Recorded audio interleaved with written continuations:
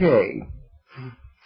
Heavenly Father, we come before you today to ask you to open up our minds and our hearts to this law, because all of the law is your law.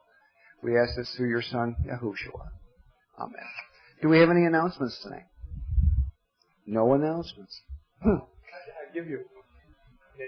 Go ahead. This is Pete. And I've been working for several years in food and herbal and that kind of stuff, alternatives to standard American health care. And I have told a number of people who were dying of cancer, I've asked them, do you have any interest in alternative health care approaches to dealing with cancer that might help you? And the gist of the normal answer I get was, or is, well, my oncologist has told me that I shouldn't do any other healthcare approach because that might confuse my treatment.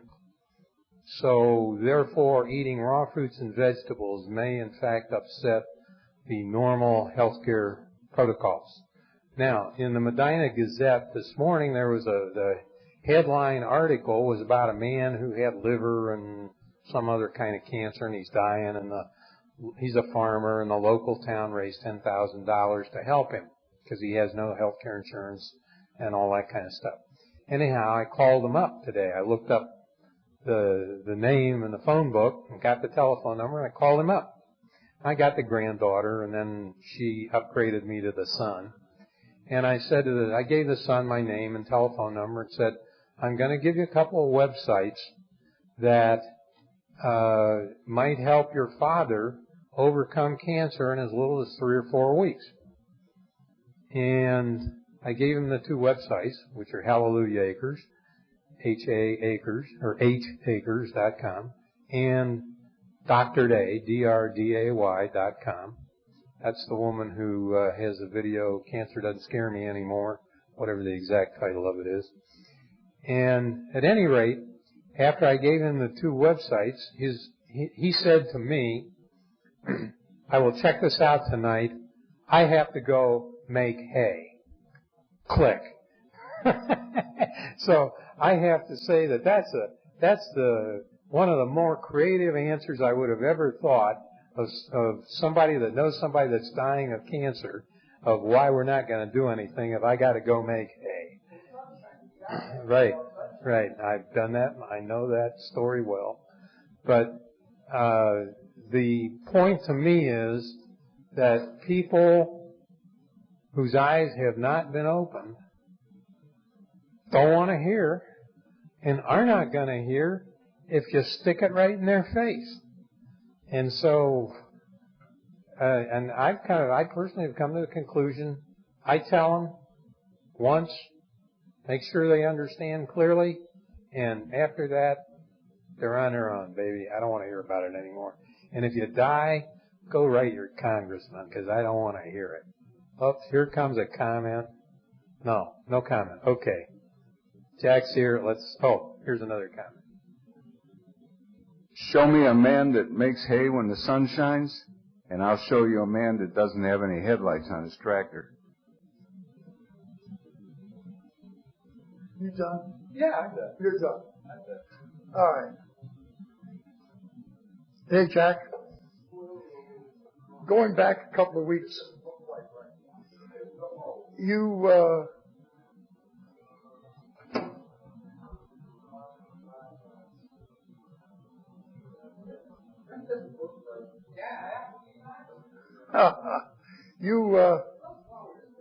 came up with some suggestions what to say to the cop.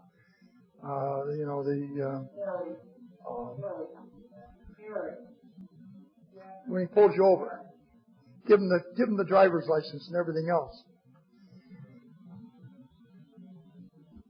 I want to know what you tell the cop when he pulls you over and you don't have those documents. And I'll tell you why I say that. I had a little experience last Monday. I was on my way down to Stowe, and I was westbound on I-90 past 306, between 306 and 91, and there's a stretch down there. It goes downhill and up the hill when you get to 91. And the medium strip is a valley most of the way, about equivalent to 4 lanes. That's how wide it is. Not a tree other than a couple of poles in there, and I get up to where the valley comes up and starts rising up to a hill, and I see a cloud of dust. I was in the left-hand lane, and I thought this guy was going to pull out in front of me and hit me. So I climbed on the brakes. In doing so,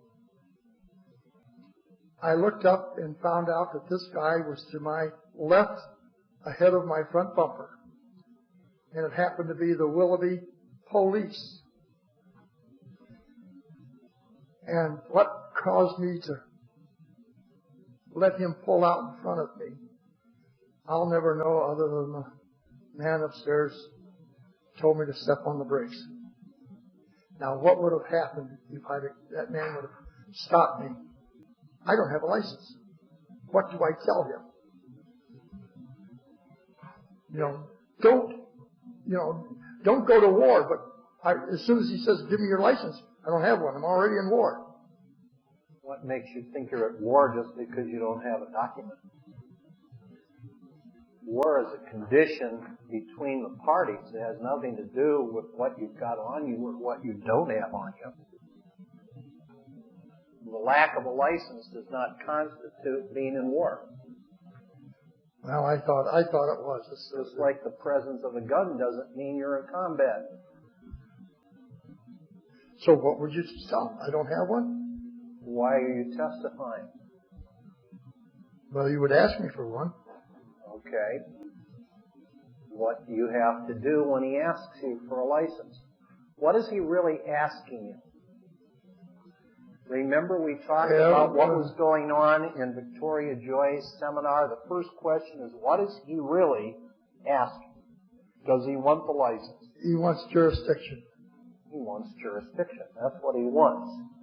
So if you give him the license, he's got the jurisdiction. I'm not saying that's good or bad, but that's what he wants. And you say you don't have the license. So what is it then that you do? He's really asking for something that evidences that he's got jurisdiction over you. So the second question you ask is, what is he presuming or assuming? That I do have the document. Well, that's part of the presumption, but that's in effect. What is the cause that he's presuming?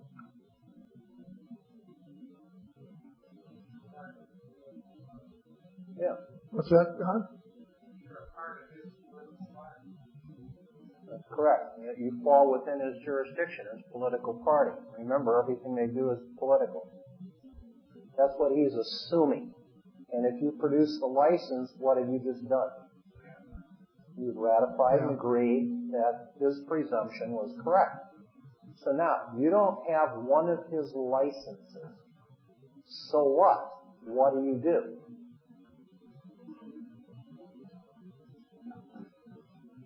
That's what's been puzzling me. What Victoria was teaching is conditional acceptance. I conditionally accept for value the presumption you believe I'm in your venue and jurisdiction on proof of claim that an Ohio national needs to have the evidences of your jurisdiction to travel on the highway.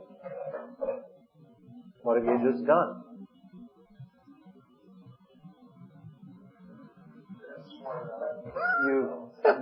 You've done a conditional acceptance upon his proof of claim. Does he want to prove a claim that an Ohio national needs to have a driver's license of the Ohio commercial venue?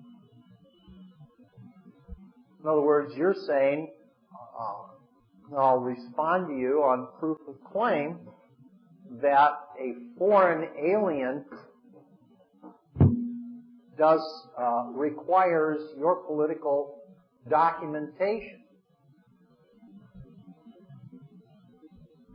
Can they compel a foreign alien to hold their documentation? No.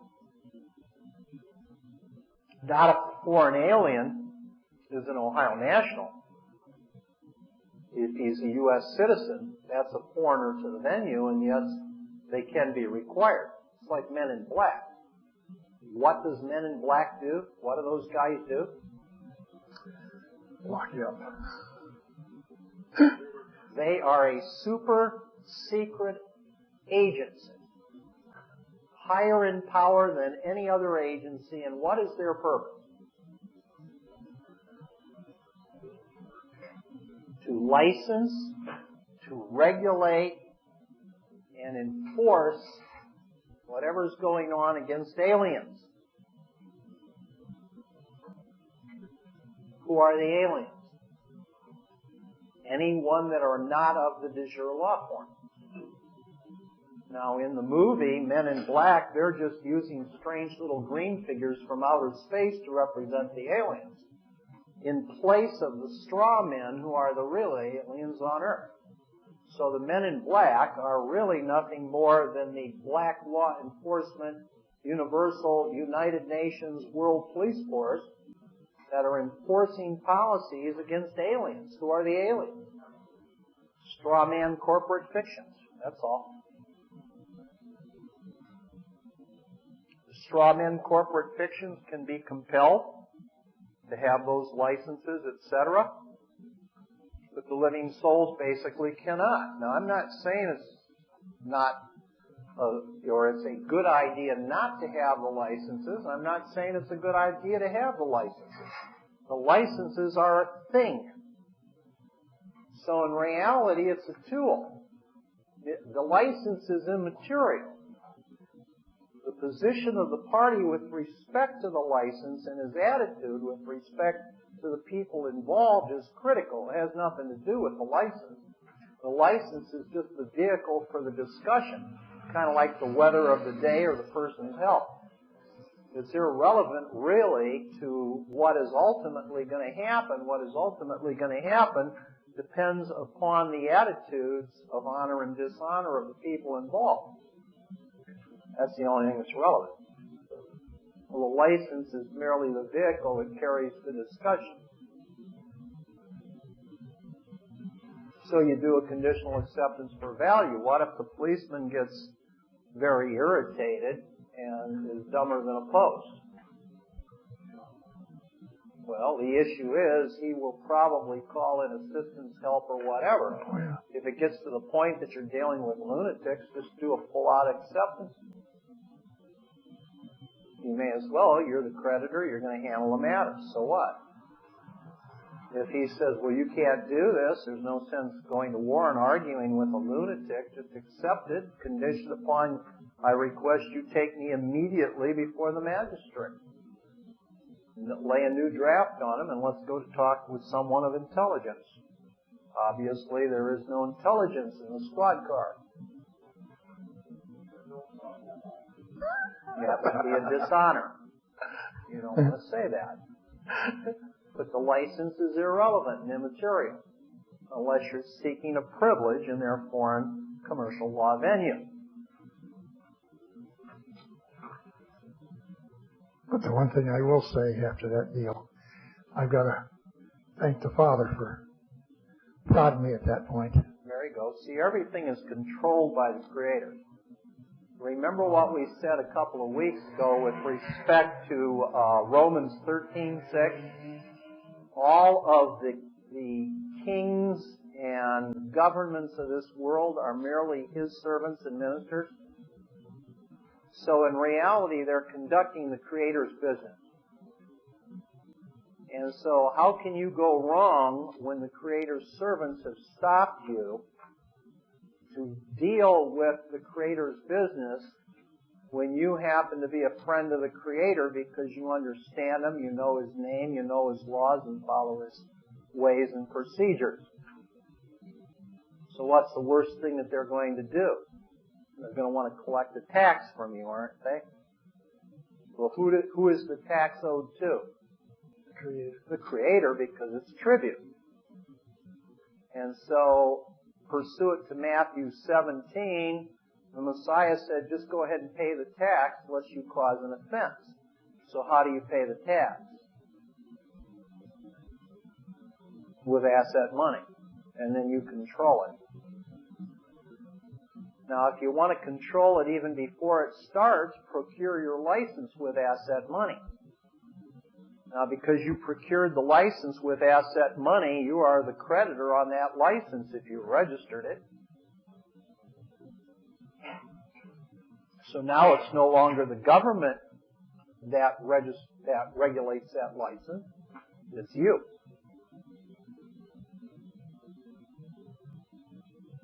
So you control a license by acquiring it with asset money. And then register it on the private side, and by the acquiring of the license with asset money, you've paid the tax. And by registering it, now you've got the private right. And I haven't checked this site yet, but I'm going to go to Uniform Commercial Code Section 8-401, and it deals with registration of securities, and it says that basically you can't register a security unless the tax has been paid. So why would you want to pay the tax on the security? Become the creditor of the security. Become the creditor. When you pay the tax with asset money, you now can draft the corporate government to release the title to the right or the privilege. So it's by the payment of the tax that you get the right. Instead of, if you're paying it with asset money, instead of merely paying a liability money fee for a use of a privilege. If you pay the tax with liability money, all you are is a commercial serf just making a use. If you pay the tax with asset money, you are literally now the creditor over the right.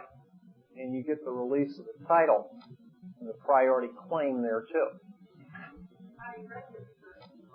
The registration's on the UCC. UCC 8-401 deals with registration. And in there it talks about the fact that really the registration is conducive upon the fact that all the taxes have been paid. Okay, which just really goes out and ratifies what we've been saying. The New American Bulletin, July-August 2002 issue is just out here. He's got some copies back there. I want to thank Bob that the editor. He did run my article on what is taxes. It's interesting. It starts on page 16. 16 is love, deals with the world, 4 squared, and taxes deal with the world. And we've talked about this many times before. We've said that the first national tax rebellion was in Genesis 14, but the first individual tax rebel was Cain in Genesis 4. And when Cain failed to offer up a slain lamb for his tax return and offered up fruits and vegetables instead, Cain became the first tax protester. And pursuant to that tax protest, he was basically excommunicated out of civilization because of his act and action. So if you get a chance, you might want to read that article. I expect there will probably be a lot of people that A, don't understand it, and B, are very upset about the concept that we're telling them the only way to get their remedy is to pay their taxes. That probably won't compute. Although I started the article out and I anticipated, you're never supposed to anticipate your opponent's objection. So I screwed up in a legal procedure, but I stated the problem with assuming that you know something to be true is that when the evidence dictates differently, you have a built-in resistance to change. In the scripture, this is known as living in permanent dwellings when you are in a foreign land, and you should be intense to be able to move quickly when you are called to go home. The problem is that most people want to build an estate in a foreign land that is not theirs rather than live in tents, as the concept of the Fall Feast of Tabernacles deals with. In the May-June issue of the Americans Bulletin, my friend Vanessa Miller wrote a pretty interesting little article on page 30. Says, "Behold our secret, remember that the end justifies the means." That's a quote from Adam Weishaupt, founder of the Bavarian Illuminati. In the fall of 1999, there was 4 bombings in Russia. Next, Dagestan on September 4th, 1999. That blast leveled an apartment building, claiming 62 lives. 2 apartment buildings were subsequently destroyed by explosions in Moscow, killing 215. A 4th bomb was detonated outside an apartment building on Volgodonsk on September 16th, leaving 18 dead and 288 injured. The government blamed Chechen rebels for the attack and used public reaction as a pretext to create a police state and invade the breakaway republic. Putin's approval ratings soared. It now emerges that the Russian FSB, which is the former KGB, were responsible for the attacks. They were caught plotting a 5th bombing in Ryazan. The bomb was found and deactivated. Independent investigators concluded the powder used was the explosive hexogen. The FSB admitted it had planted the bomb as an exercise and stated it was a dummy and the powder was sugar.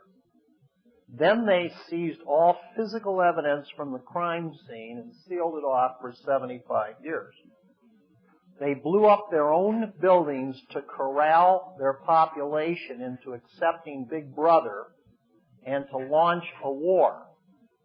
Getting the hint? Has anyone seen or read the book Friendly Fire, written by General Lyman Lemonster, who in January 9th of 57 was head of the Joint Chiefs of Staff at the time the plans were drawn up and presented to the Secretary of Defense? The plans were to terrorize U.S. cities and kill innocent people to provoke war with Cuba. Codenamed Operation North Woods, the plans reportedly included the possible assassination of Cuban immigrants, sinking boats of Cuban refugees on high seas, hijacking planes, blowing up a U.S. ship, and even orchestrating violent terrorism in U.S. cities. The plans were developed as ways to trick the American public and the international community into supporting a war to oust Cuba's then new leader, Communist Fidel Castro. Are we getting the hint? What is patently clear is that a new world order has been fueled and accelerated by September 11th. The societal devolution is achieving what the terrorists were supposed to have failed to accomplish, namely throwing the United States of America and its ignorant, sleeping people into an abyss of tyranny and despotism. Every measure and approach that would feed the demonic soul of the totalitarian control freak, such as Hitler or Stalin, i.e. Bush, has been veiled by a facade of preventing further terrorism and accepting by an alarmed and paranoid population. Despite this, such fear is not unjustified. Another attack is coming unless we circumvent the controlled media and inform the public of their gargantuan inconsistencies concerning September 11th, which includes but not limited to the need for a stable Afghanistan before 9/11 for the purpose of the construction of oil and gas pipelines running through the country and tapping the Caspian region, the last greatest supply on earth of oil. The occupying Taliban government refused to allow the construction of these pipelines after lengthy negotiations with the Unicol Corporation. See the unauthorized biography of George Bush. He is said to be a man of the old establishment who chose to seek his fortune as an independent oilman. The phony war on terrorism is being used to establish oppressive police states that strip fundamentalist liberties. The so-called Patriot Act guts the U.S. Constitution. Similar measures are being reflected in anti-terrorist bills in the UK, Australia, and Canada. The September attacks empowered world coalition totalitarian government behind the smokescreen of eliminating terrorism. Our world will remain broken as long as the individual remains broken. Our world will become whole when the individual becomes whole. We cannot create a healthy society out of unhealthy people. Those who rule by fear create broken people and societies. Our churches, cultures, governments have taught us to be cripples. We must stop being crippled and become complete and competent in ourselves. Only then can we begin to heal a world broken in fear to feed power. One by one, we heal the world and each other. Thank you for waking up. Now go wake up your neighbor. What I thought was interesting about that article is because on the 4th of July, we had another incident in Los Angeles, which is typical of all the incidences that we keep happening. And if you notice, the incident involved a certain Middle East powers airline, and we are being told, of course, that there was an evil Arab Egyptian immigrant that's caused all this trouble. Now, I'm not suggesting that the facts that have been reported are wrong. We've long seen in our Monday night class that all the facts are true. We just don't have all the facts, and we're not given all the facts. I would be very interested in finding out what motivated the so-called gunman to pull the stupid stunt of the Air Award, and if it's not linked in some way, shape, and form to subterfuge caused by the very nation whose airline was attacked, it would surprise me immensely, because they are the only ones, plus the totalitarian governments like the Bush administration and others, that had anything to gain out of that insanity. And so, with regard to all of the mind control experiments going on by the CIA, the FBI, everybody else, it would not in any way, shape, and form surprise me one iota to learn that the guy that went down there and shot the gun probably was either tricked, motivated, or mind controlled into doing something to create an incident which makes it appear again as though the whole world has gone berserk, when it's probably a put-up event from the people that are trying to create the warfare to begin with. Anyway, that's my commentary. Men in Black 2 is basically a repeat of Men in Black 1. It's a fun movie. It's only 85 minutes long. In this particular story, you have the story of an alien which has come to Earth. This was a good alien. And this alien had brought an artifact which was a box which contained, quote, the light, unquote. And this alien that came to Earth 50 years ago, or a lot of years ago, brought the light here because there was an evil alien on her planet looking to capture the light and destroy it, which would put their planet into a condition of darkness, dark ages. So the good alien and her entourage brought the light to Earth and besought of the men in black, the special forces on Earth, that they hide and conceal the light from the bad alien that was following them. Supposedly, the men in black said it was not their job to conceal foreign alien artifacts, that the best that they could do would be to protect the alien while she was here with her entourage and encourage her to quickly get the light off of this planet, take it someplace else, before the evil alien caught up with them. But the major part of the story indicates that quite possibly many, many years ago, when the light was supposed to leave this planet, it had not. And that the light was secretly hidden somewhere on this planet from the aliens and everyone. And now the bad alien, suspecting that he was duped, is coming back to planet Earth to find the location of the true light and to once again steal it, and if the Earth is not cooperative, he will destroy the whole planet. So our men in black have a very important duty. They once again have to save the planet from evil aliens destroying it. So like, gee, how is that so much different than what we've been studying? The only difference is our evil aliens don't have a tendency to come from like the 15th solar system out in the universe. They happen to be alien to our republic law form, destroying it from within and without.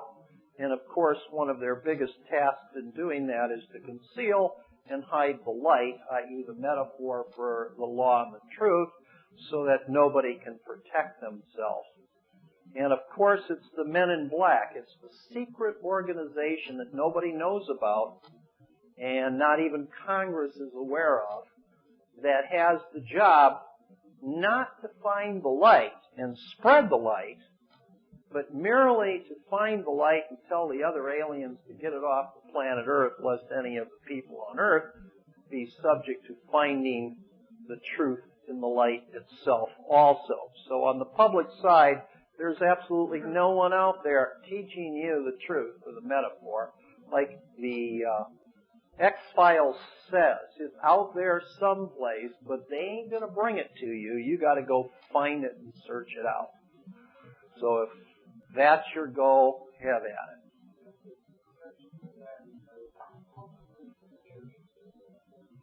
Oh, well, Caleb, you're not on the mic, so you are violating the first rule of your own meeting. Caleb said he took exception and protest to my statement because the corporate church is doing a good job of spreading the light and the truth. So, spreading the truth. Spreading it. So you are being colorful in your statement. Okay, very good. Alrighty. I have been doing a number of things with some people behind the scenes, and there's a lot more people that are coming up now after our series of Monday night discussions and feedbacks in the last couple of months. And a lot of people are getting to the opinion now that this whole concept of conditional acceptances is probably served its usefulness and should now be abated and replaced by full acceptances. And I know a couple of meetings back we had made a statement that it appears as though a conditional acceptance for value on proof of claim, the best it can achieve is an estoppel, which is basically a standoff. Neither side wins, neither side can move forward. So it's a Mexican standoff if you do the conditional acceptance for value on proof of claim correctly.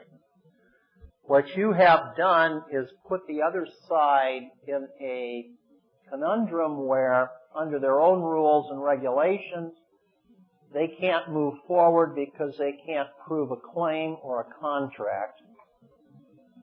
But on the other hand, like we have said in the whorehouse tapes, when it comes to the public has an extraordinary need just to survive, and to survive, it needs to get your exemption so that it can use that as a money in order to continue its existence, to pay its public servants, etc. What is your exemption? Your exemption is what every living soul has for any duty of payment of anything to the kings of this world, because the living soul has been redeemed by the blood of the Messiah and has no debts. Therefore, he's entitled to everything in the world as though he were back in the Garden of Eden. And we've talked in the past that the Garden of Eden was not an accounting system. There was no accounting taking place in the Garden of Eden. And the reason there wasn't is because accounting only takes place where there's a debtor-creditor relationship. And when the Messiah died for the sins, i.e. debts, of all the living souls of the world, he paid all the living souls' debts. When he paid all the living souls' debts, he took the living souls out of the accounting systems, and they're no longer debtors, and they no longer necessarily are creditors. They're non-entities to an accounting system. Now, if you remember right back in the book of Genesis, there was a secondary group of people, and we've referred to the two groups as the sons of God and the sons of Cain. And in Genesis, the sons of Cain were excommunicated from the sons of God in their political system, so that they could no longer partake in the political system of the sons of God. The reason the sons of Cain were excommunicated is because they dishonored the Creator by protesting the debt. The debt was sin.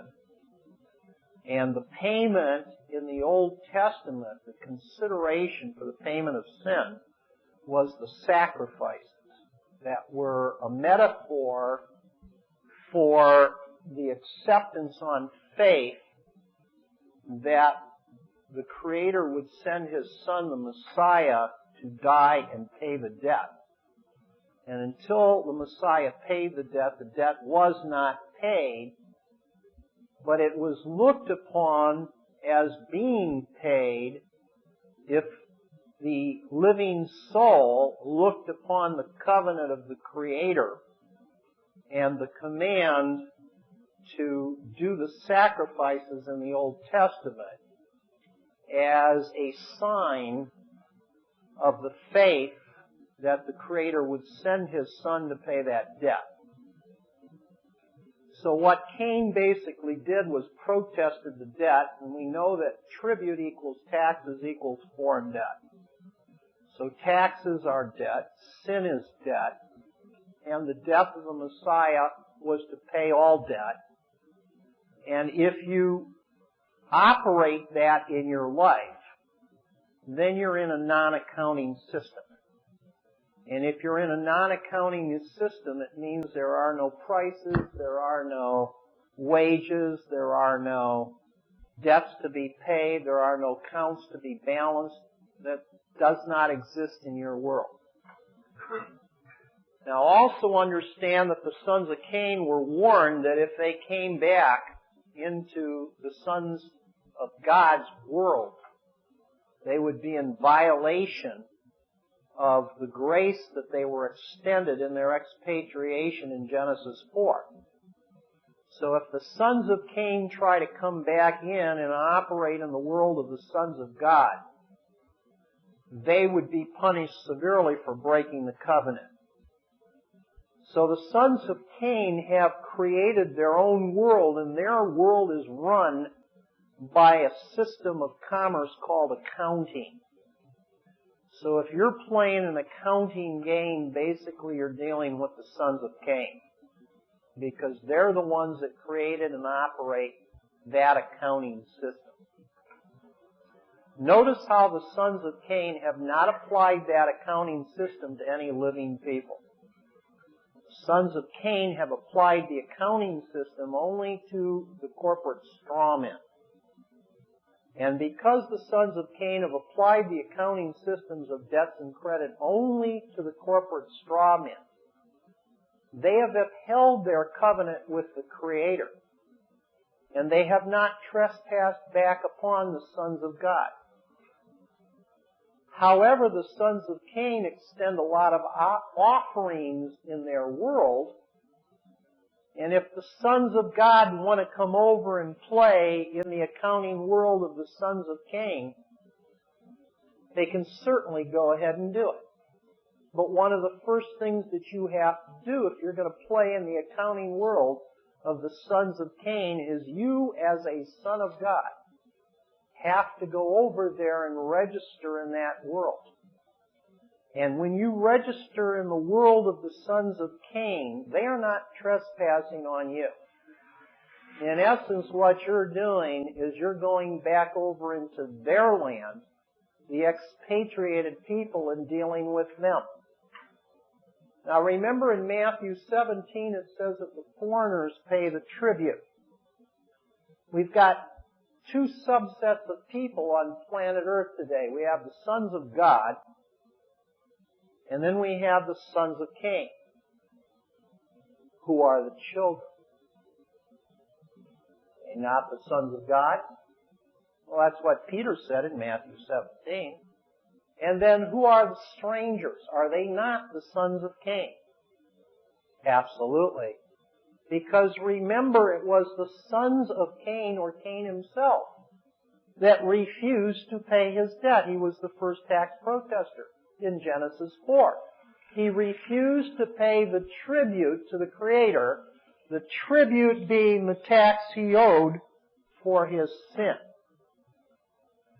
Therefore, Cain and his sons of Cain, being tax protesters, are the ones that do not pay tribute to the kings of this world, i.e., the debts they owe to the Creator, because the kings of this world just collect the taxes for the Creator. That's all they're doing.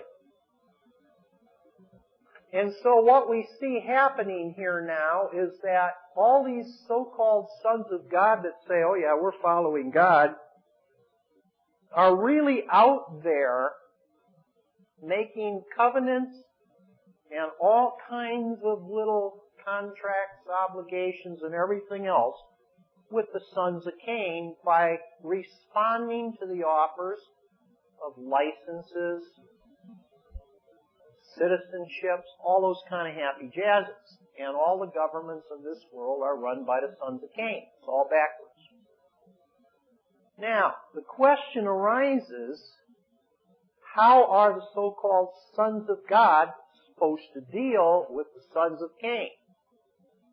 Well, it might be stated that the sons of God should separate themselves and have nothing to do with the sons of Cain.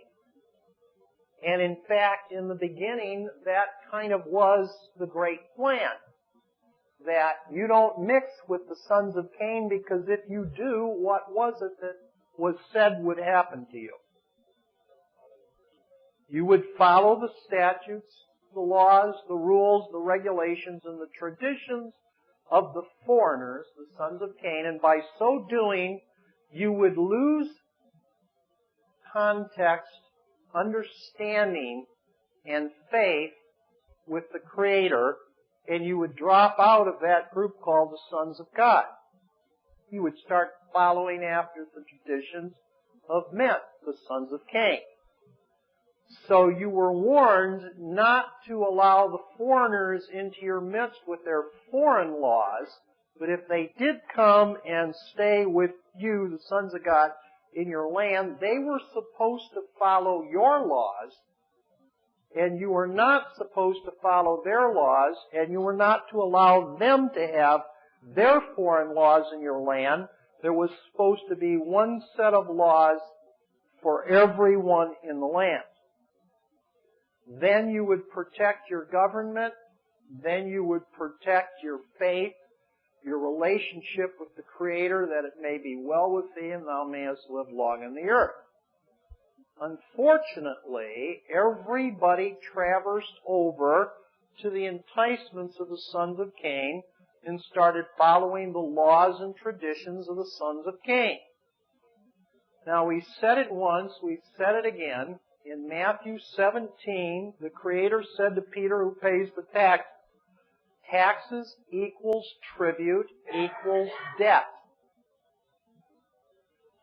And Peter said, well, the children don't pay the taxes, and the Messiah said, then they are free.